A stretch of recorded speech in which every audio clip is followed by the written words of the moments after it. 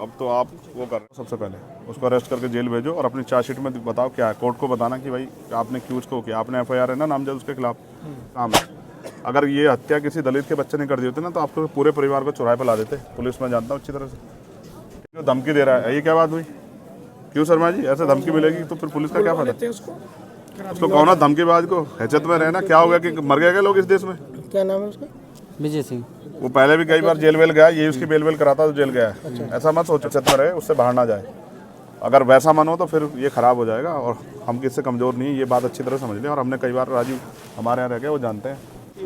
ठीक है, उसमें चार्जशीट लगा के चार्जशीट में दाखिल करोगे तो उनके बाकी पैसे। अब तो आप वो कर रहे हैं, मगर आपसे तो बात ही नहीं हो पाएगी ना। आप तो आइयो ही नहीं ना उसमें। हाँ ये तो नहीं। आप आओ पहले। मैं भी 27 को ज्वाइन किया हूँ। आपने ज्वाइन किया, मगर अब तो आप चार्ज पे है ना, आप ही मैं चार्ज देखेंगे। पे हूँ, मैं परमानेंट हूँ। तो इसमें इनको 3 योजना का लाभ दिलवाया जा रहा है। स्टॉप। एक तो SC/ST का आगे आ जाएगा शाम को कल बजट आया अच्छा, तो 4,12,500। मुझसे थोड़ा पीछे को हो जा रहा ये देख लीजिए, ये है। एक सेकंड आप कब आए यहाँ? मैं 27 को है। आप 27 में आए। 27 को। फिर भी 7 दिन के अंदर वो पैसा जमा कराना होता है, आपको पता है? हाँ, ये उसमें रूल में है। मैं आपके खिलाफ SC/ST एक्ट का मुकदमा करा सकता हूँ, आपको पता है? नहीं पता तो मैं आपको बता देता हूँ कि अगर आपने 7 दिन में पैसा इनके खाते में नहीं भेजा ना, CO साहब को भी, CO साहब और आप पे दोनों मुकदमा करा, DM साहब पे भी 1 मिनट लगी कराने में। बहुत छोटा सा काम है मेरे लिए, चुटकी भर का। आप चाहोगे मुकदमे में फंसना? ये अच्छा नहीं है। दूसरी बात, अभी तक इस परिवार को परमानेंट सुरक्षा नहीं मिली और आप जानते हैं क्या माहौल है। परमानेंट ठीक है। PSC लगी हुई हाँ, है। आप पहले परमानेंट सुरक्षा ऑर्डर कराओ इनके PSC लिए। लगी है। ठीक है, PSC ठीक है, अच्छी बात है लगी, लेकिन परमानेंट सुरक्षा का ऑर्डर कराओ। ये कहीं जाएंगे तो क्या करेंगे? कहाँ जाएंगे? PSC बंद के बैठ जाएंगे? इनके बच्चे क्या स्कूल नहीं जाएंगे क्या? हमारी ये जिम्मेदारी है कि यहाँ सुरक्षित माहौल बने। वो कैसे बनेगा? वो तब बनेगा जब हम इसको प्रशासन के माध्यम से। यस, अब वो नहीं बन रहा है। आप इस बात को समझ सकते हो, मैं इस बात को समझ रहा हूँ और आप भी समझ लो, नहीं बन रहा है वो। अगर वो बनता तो शायद इनको मेरी जरूरत नहीं पड़ती। ये आपके फिर भरोसा करके चैन से घर बैठ जाते, क्योंकि इस वर्दी में बहुत ताकत है। इस वर्दी को देख के आदमी महसूस करता है कि अब मैं सुरक्षित हूँ। और इसी वर्दी पे ना ये जो शेर का निशान है, ये हम सबको पावर देता है, ताकत देता है हमें। अब आप महसूस करो, या इतने वर्दी वालों के होते भी वो सुरक्षित नहीं महसूस करें तो कारण क्या है? मेरे पे क्या है? मेरे पे थोड़े शेर का निशान है, तो शेर का निशान आपके माथे पे है। तो हमें उनको सुरक्षित माहौल देना है। मैं नहीं मानता अगर वो यहाँ रहेंगे तो सुरक्षित रहेंगे। तो SC/ST एक्ट में प्रावधान है कि हम उनको यहाँ से, जबकि होना तो चाहिए, एक्ट में तो ये कहता है कि अगर परिवार असुरक्षित है तो चाहे पूरा गांव बदलना पड़े, पूरे गांव को वहाँ से पलायन कराना पड़े, ये कहता है एक्ट तो। लेकिन मैं चाहता हूँ ना, आप कोशिश करें तो ये परिवार यहाँ से अगर कहीं और शहराबाद में शिफ्ट हो जाए तो ये अपना जीवन जी सकते हैं। घटना होगी, मैं उससे नहीं कह रहा हूँ, उस पर बार बार चर्चा नहीं करना चाहता हूँ। लेकिन अब हमें ये साबित करना है कि हमारे यहाँ कानून व्यवस्था अच्छी है और हमारे यहाँ हर आदमी अपनी ड्यूटी कर रहा है। एक्ट ये कहता है, आप पढ़ लेना, मेरा पढ़ा हुआ है, कि अगर परिवार असुरक्षित महसूस करता है तो पूरे गांव को प्लान कराना पड़े तो पूरा गांव प्लान होगा। लेकिन मैं आपसे कह रहा हूं कि हम इस परिवार को शिफ्ट करा सकते हैं। इस परिवार के लिए कहीं रहने की व्यवस्था हो जाए, ये सहसम्मान रह सके और ये लड़ाई यहीं किसी उसमें रहे, ये लड़ाई बढ़े ना। क्योंकि मैं और आप जानते हैं, आरोपी अपनी जान बचाने के लिए इनको नुकसान पहुँचा सकता है। मैं एक बात से सहमत नहीं हूँ, जब पीड़ित वो छोटा बच्चा जिसने देखा, उसकी पत्नी कह रही है कि मोहित मौके पे था, फिर उसको इग्नोर नहीं किया जा सकता है। आप ऐसा मत करो कोई भी, आप उसको अरेस्ट करो। ठीक है, अरेस्ट करो और कोर्ट में चार्जशीट में बताओ क्या है, वो है या नहीं है। उसको ऐसा मत करो कि उसको खुली छूट मत दो, इससे न्याय नहीं होगा, बिल्कुल नहीं होगा ऐसे न्याय। आप उसको अरेस्ट करो, सबसे पहले उसको अरेस्ट करके जेल भेजो और अपनी चार्जशीट में बताओ क्या है। कोर्ट को बताना कि भाई आपने क्यों उसको किया, आपने FIR है ना नामजद उसके खिलाफ। आप जज मत बनो, सब लोग जज बनना गलत है। ये आपका काम है ही नहीं है, मेरा आपका काम नहीं ना, ये कोर्ट का काम है। अगर ये हत्या किसी दलित के बच्चे ने कर दी होती ना तो आपको पूरे परिवार को चौराहे पर ला देते। पुलिस में जानता हूँ अच्छी तरह से। ठीक है, उनके मकानों पे बुलडोजर चल जाता। मैं नहीं चाहता किसी घर बुलडोजर चले, मेरे उसके परिवार से कोई लड़ाई नहीं। लेकिन आप मोहित को अरेस्ट करो, जब वो उसकी पत्नी कह रही है, वो आई विटनेस है ना, उसका बेटा भी, वो भी कह रहा 12 साल का कि वो मौके पे था। तो आप कोई फैक्ट पे मत जाओ, अभी फैक्ट आप कोर्ट में पेश करना, उसकी बेल के टाइम दे देना, उनकी मदद कर देना, मुझे कोई दिक्कत नहीं है। लेकिन अब आप उसे गिरफ्तार करो।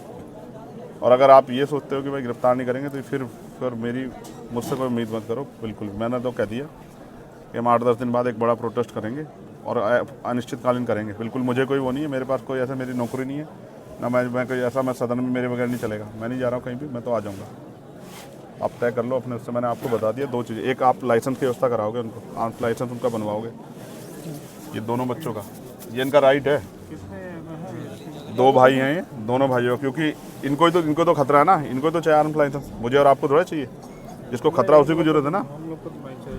भाई। आर्म लाइसेंस किस लिए है? उसी के लिए ना जो जिसको खतरा है सुरक्षा में। तो जिनके भाई की डेथ होगी और जिनके परिवार में पहले से भी, मैं पहली घटनाओं पर नहीं जा रहा ना कि वो संदिग्ध मान रहा हूँ मैं उनको, लेकिन उनको तो अभी तो उनका ताज़ा हुआ है ना, और उनको धमकी मिल रही है। कौन है वो? विजय सिंह, क्या नाम बता उसका? विजय सिंह। विजय सिंह जो धमकी दे रहा है, ये क्या बात हुई? क्यों शर्मा जी, ऐसे धमकी मिलेगी तो फिर पुलिस का क्या फायदा? उसको कहो ना धमकीबाज को, हैसियत में रहना। क्या हो गया कि मर गए क्या लोग इस देश में?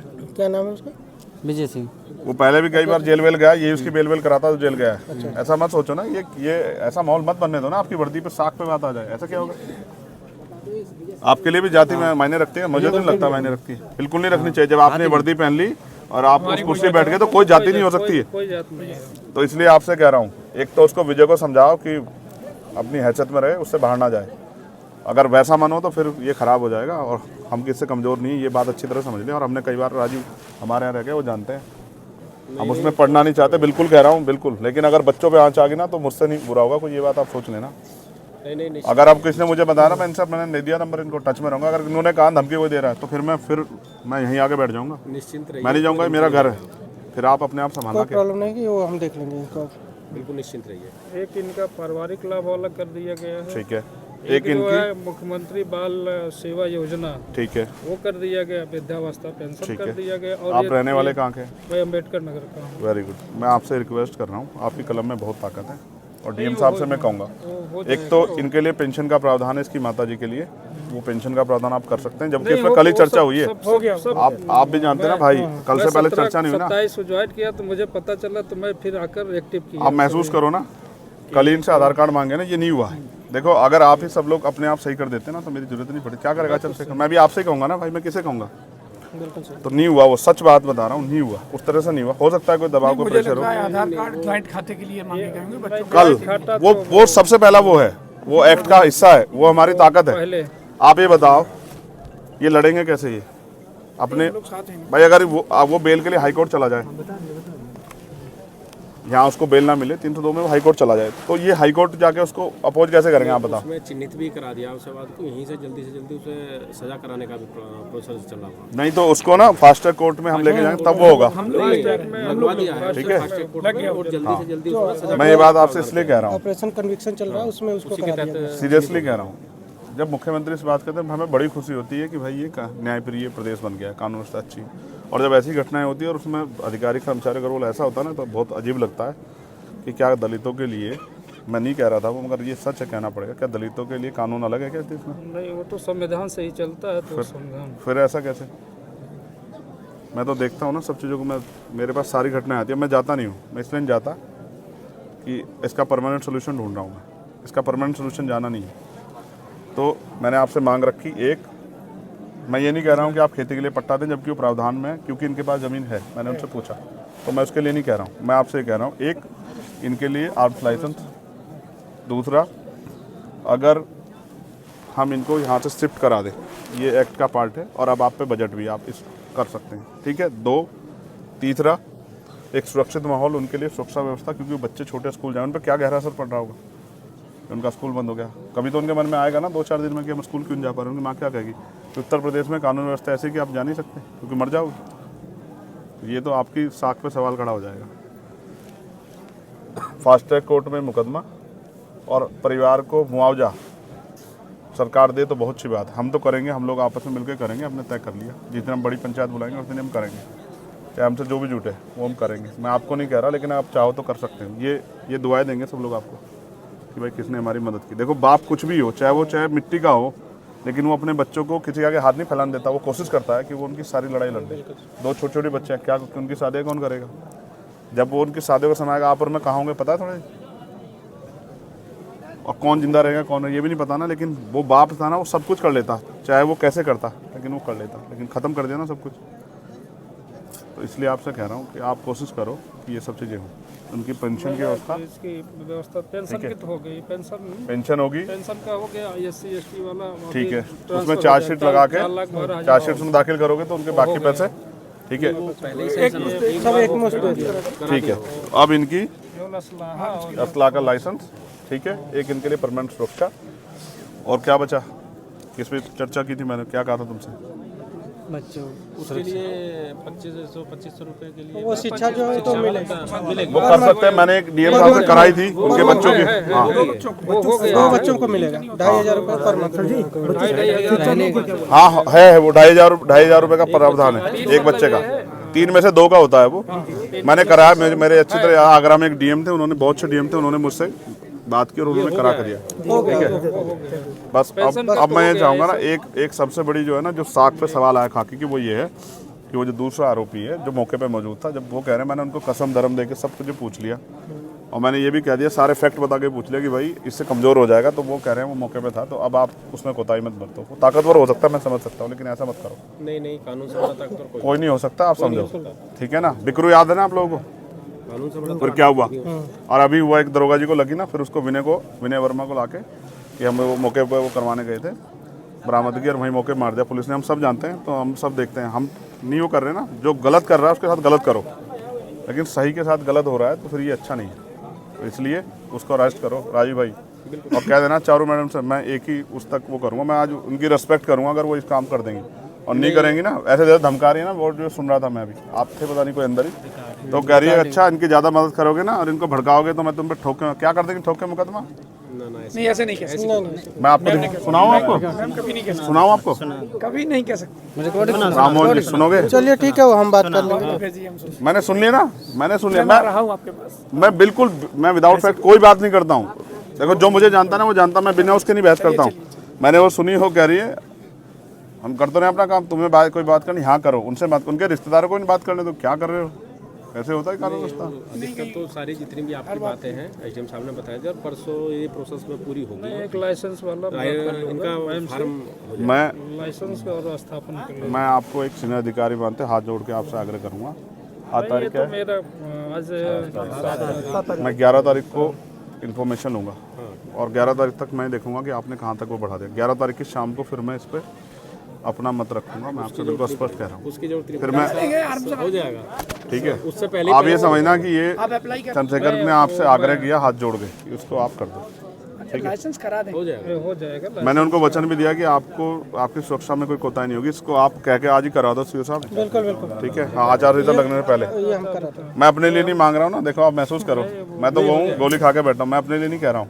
और मैंने नहीं कहा हमारे डीएमएसएसपी को, मैंने उनको लाइसेंस के लिए कहा, उन्होंने मेरी अपनी मजबूरी बता दी, मैंने कहा छोड़ दो, मैंने जब मौत आएगी आ जाएगी, लेकिन इनके पास मौत तब आएगी जब चंद्रशेखर नहीं होगा। तो ये बात आप इसमें करना, और विजय भाई साहब को बुला लेना, बड़े मजबूत आदमी हैं, उनको कहना ये उत्तर प्रदेश है और ये अब इसमें ये चलेगा नहीं जो आप कर रहे हो, धमकाना उमकाना बंद कर दें। आपने अपराध किया तो मरो ना, आप जेल जाओ, क्या वो मुसीबत है, सजा काटो ना, क्यों डर रहे हो? जब आप अपराध कर रहे हो तो फिर क्यों डर रहे हो? अपराध करते क्यों नहीं सोचा आपने फावला चलाते हुए? उसको देख के सीओ साहब जो धमकी दे रहा है, ठीक है, तो ये मेरा आपसे हाथ जोड़ के आग्रह है सब साथियों से कि आप इसमें मदद करा हमारी ड्यूटी है, आप इसमें हम लोग की ड्यूटी है। आप उसको जल्दी से मुझे बता दो, आप वो काम करके जो मैंने आपसे उम्मीद की है। राजू भाई आप ये हमारे यहाँ बहुत चर्चित चेहरे थे, मैं इनकी बड़ाई नहीं करता, नहीं कह रहा हूँ, इन अपराधी कांपते थे इनके नाम से, सिंघम कहते थे इनको हमारे यहाँ के पता नहीं क्या हो गया, यहाँ भी है, यहाँ भी सर सिंघम, यहाँ भी है सिंघम। दिख नहीं रहा ना मेरे आने से पहले हो जाता तो मान लेता कि भाई वही थे। मैं ये क्षेत्र है, आप रहेंगे राममोहन जी हमारे यहाँ? मैं भोपाल में रहा हूँ, समंदा सी वाले में मेरी आपकी बहुत मुलाकात है, 2 साल लगातार भोपाल। देखो आप कितने अच्छे, देखो वहीं रह के आना हमारे यहाँ, कितना अच्छा है। पर यहाँ थोड़ा सा दिक्कत है, ना कोई दिक्कत नहीं, कोई दिक्कत नहीं है। ठीक हो जाएगा, और कोई नहीं धमकाएगा, और धमकाएगा ना तो तुम्हारे भाई का फोन है, मुझे फोन करके बता दो, बात है बेटा, कोई दिक्कत नहीं है। सब छोड़ के आ जाऊंगा, ये बात ध्यान रखना, ठीक है? खुश रहो, चिंता मत करो। ए इधर आओ हीरो, उनको दोनों बच्चों को बुलाना, मैं इनको दिखा दूं एक बार। आओ इधर आओ, दीक्षा सौम्या आ जाओ बेटा, थोड़ी सी पीछे हो जाओ भाई आप। इधर आपके बच्चे तो बड़े बड़े हो गए होंगे अब, आप महसूस करो इनकी जगह अपने भाई को रख के देखो कैसा महसूस होता है। आदमी को आग लगती है कि मैं क्या कर दूं, मगर मैं इनको उस रास्ते के लिए नहीं कह रहा हूँ ना, मैं ये कह रहा हूँ कि बस ठीक है जो हो गया, लेकिन इनको जीने का अधिकार दे दो, ये अच्छा है, ठीक है? नमस्ते करो सर को, जाओ खुश रहो, ठीक है? ए गौरव, बहादुर की तरह जीना सीखो, ठीक है? आंख में आंसू नहीं आने चाहिए, और माँ को आंसू मत आने देना, ठीक है? चलो सौम्या चलेंगे, हैं? खुश हो। हमें लगता है पैर मत छू, हम तो पैर छूने के खिलाफ हैं।